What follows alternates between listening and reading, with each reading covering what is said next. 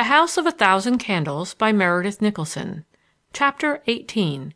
Golden Butterflies. If you are one of those captious people who must verify by the calendar every new moon you read of in a book, and if you are pained to discover the historian lifting anchor and spreading sail contrary to the reckonings of the nautical almanac, I beg to call your attention to these items from the timetable of the Midwestern and Southern Railway for December, 1901. The southbound express passed Annandale at exactly 53 minutes after 4 p.m. It was scheduled to reach Cincinnati at 11 o'clock sharp. These items are, I trust, sufficiently explicit. To the student of morals and motives, I will say a further word.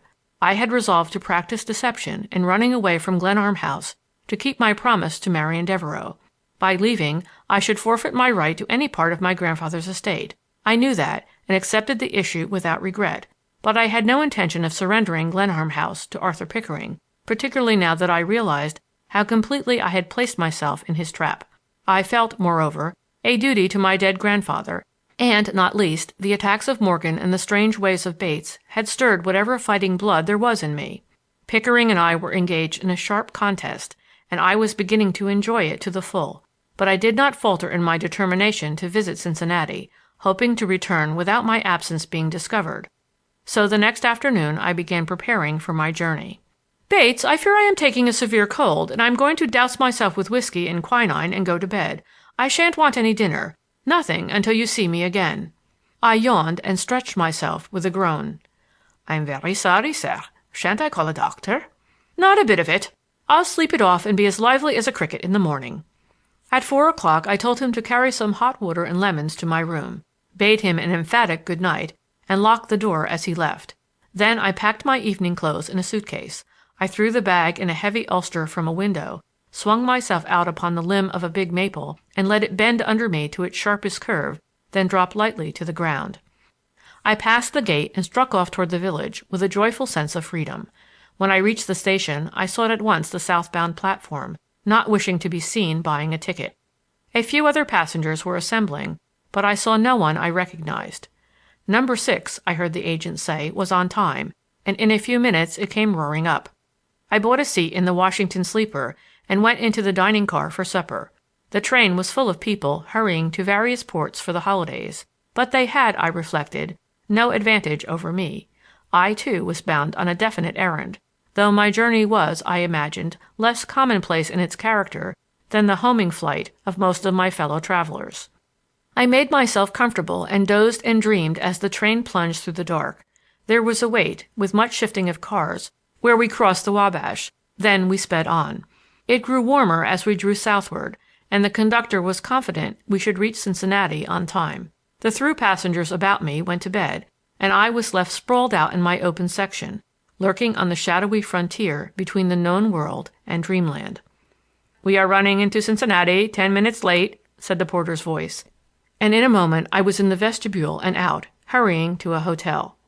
At the St. Botolph, I ordered a carriage and broke all records changing my clothes.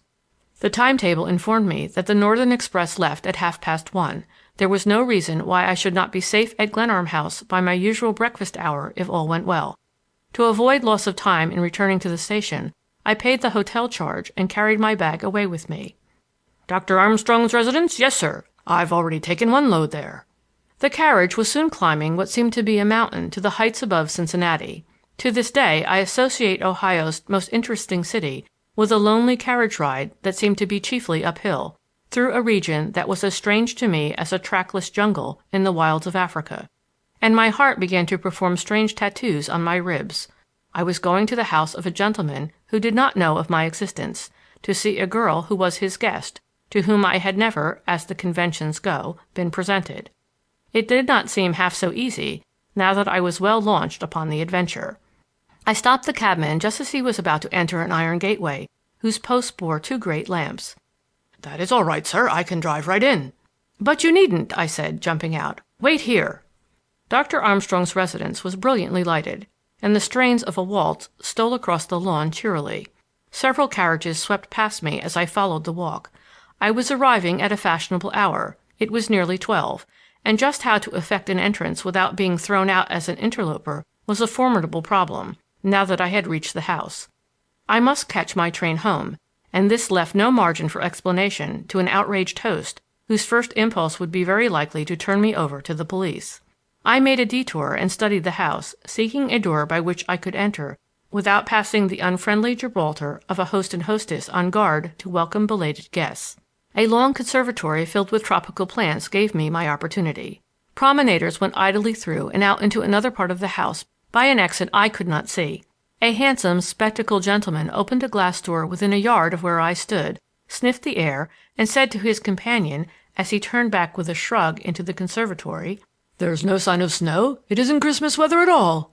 He strolled away through the palms, and I instantly threw off my ulster and hat, cast them behind some bushes, and boldly opened the door and entered. The ballroom was on the third floor, but the guests were straggling down to supper, and I took my stand at the foot of the broad stairway and glanced up carelessly, as though waiting for someone. It was a large and brilliant company, and many a lovely face passed me as I stood waiting. The very size of the gathering gave me security, and I smoothed my gloves complacently. The spectacled gentleman whose breath of night air had given me a valued hint of the open conservatory door came now and stood beside me. He even put his hand on my arm with intimate friendliness. There was a sound of mirth and scampering feet in the hall above, and then down the steps, between the lines of guests arrested in their descent, came a dark, laughing girl in the garb of Little Red Riding Hood, amid general applause and laughter. "It's Olivia. She's won the wager," exclaimed the spectacled gentleman, and the girl, whose dark curls were shaken about her face, ran up to us and threw her arms about him and kissed him. It was a charming picture, the figures on the stairway, the pretty, graceful child, the eager, happy faces all about. I was too much interested by this scene of the comedy to be uncomfortable. Then at the top of the stair, her height accented by her gown of white, stood Marian Devereux, hesitating an instant, as a bird pauses before taking wing, and then laughingly running between the lines to where Olivia faced her in mock abjection. To the charm of the girl in the woodland was added now the dignity of beautiful womanhood, and my heart leaped at the thought that I had ever spoken to her, that I was there because she had taunted me with the risk of coming. Above on the stair landing, a deep-toned clock began to strike midnight, and everyone cried, "Merry Christmas!" and "Olivia's won!" and there was more hand-clapping, in which I joined with good will. Someone behind me was explaining what had just occurred. Olivia, the youngest daughter of the house, had been denied a glimpse of the ball. Miss Devereux had made a wager with her host that Olivia would appear before midnight, and Olivia had defeated the plot against her and gained the main hall at the stroke of Christmas. "Good night! Good night!" cried Olivia, the real Olivia, in derision to the company, and turned and ran back through the applauding, laughing throng. The spectacled gentleman was Olivia's father, and he mockingly rebuked Marian Devereux for having encouraged an infraction of parental discipline, while she was twitting him upon the loss of his wager. Then her eyes rested upon me for the first time. She smiled slightly, but continued talking placidly to her host.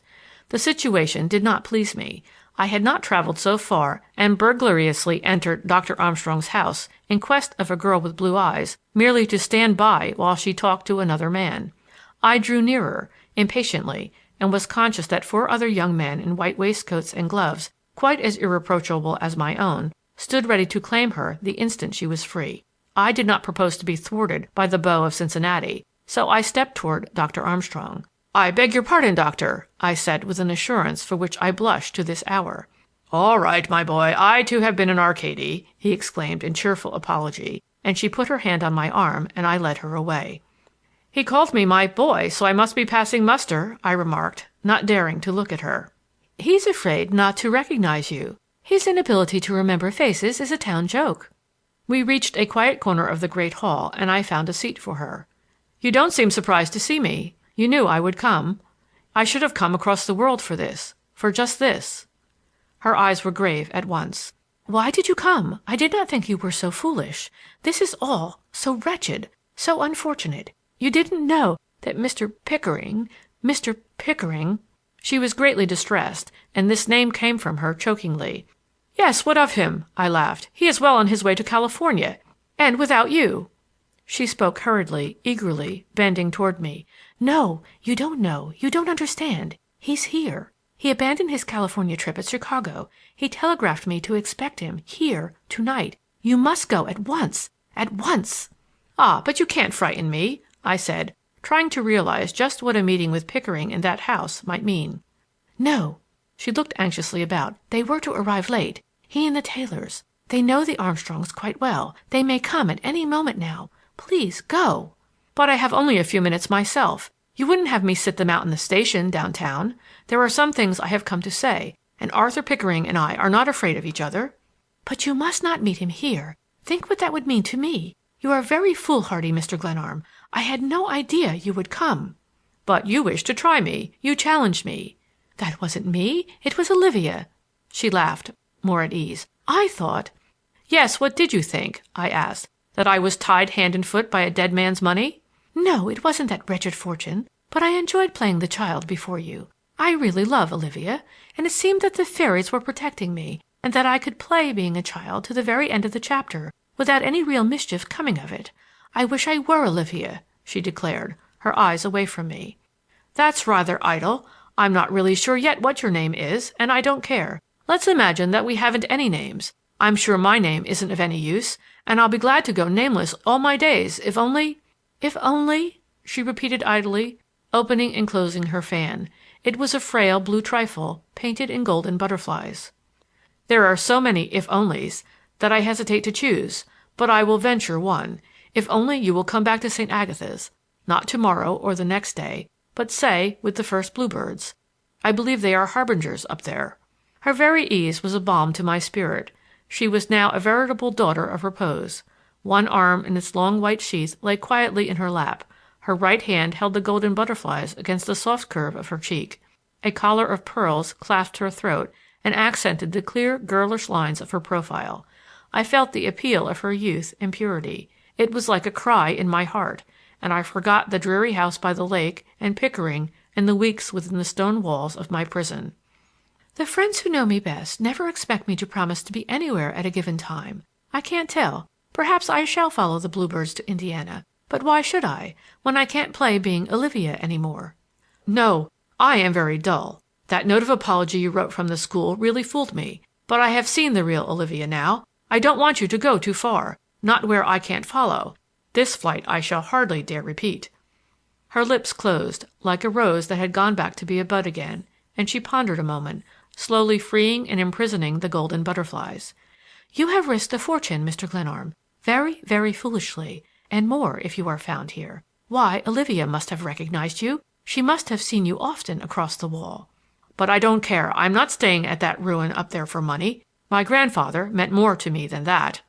"Yes, I believe that is so. He was a dear old gentleman, and he liked me because I thought his jokes adorable. My father and he had known each other, but there was no expectation, no wish to profit by his friendship. My name in his will is a great embarrassment, a source of real annoyance. The newspapers have printed dreadful pictures of me. That is why I say to you, quite frankly, that I wouldn't accept a cent of Mr. Glenarm's money if it were offered me. And that is why," and her smile was a flash of spring, "I want you to obey the terms of the will and earn your fortune." She closed the fan sharply and lifted her eyes to mine. "But there isn't any fortune. It's all a myth, a joke," I declared. "Mr. Pickering doesn't seem to think so. He had every reason for believing that Mr. Glenarm was a very rich man. The property can't be found in the usual places, banks, safety vaults, and the like. Then where do you think it is? Or better, where do you think Mr. Pickering thinks it is?" "But assuming that it's buried up there by the lake like a pirate's treasure, it isn't Pickering's if he finds it. There are laws to protect even the dead from robbery," I concluded hotly. "How difficult you are! Suppose you should fall from a boat or be shot accidentally. Then I might have to take the fortune after all, and Mr. Pickering might think of an easier way of getting it than by—" "Stealing it? Yes, but you wouldn't." 12:30 struck on the stairway, and I started to my feet. "You wouldn't," I repeated. "I might, you know." "I must go, but not with that, not with any hint of that, please." "If you let him defeat you, if you fail to spend your year there, we'll overlook this one lapse." She looked me steadily in the eyes, wholly guiltless of coquetry, but infinitely kind. "Then—" She paused, opened the fan, held it up to the light, and studied the golden butterflies. "Yes?" "Then, let me see. Oh, I shall never chase another rabbit as long as I live. Now go, quickly, quickly."